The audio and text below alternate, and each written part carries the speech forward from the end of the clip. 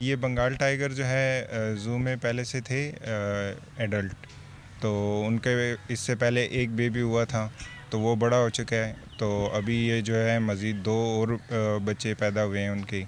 तो ये एक फ़ीमेल है और एक मेल है। इसकी एज जो है वो 2 मंथ है।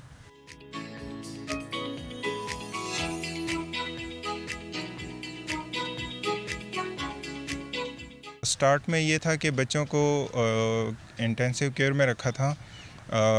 फिर जो है वो माँ से अलग कर लिया गया क्योंकि मिल्किंग का थोड़ा सा इशू था। तो डॉक्टर्स के ने जो है वो इसको बेहतर सेहत के लिए जो है वो इसको माँ से अलग किया, ब्रूडर में रखा। तो वहाँ पर टेम्परेचर जो है वो कंट्रोल्ड होता है, तो वहाँ हैंड फीड कराते हैं।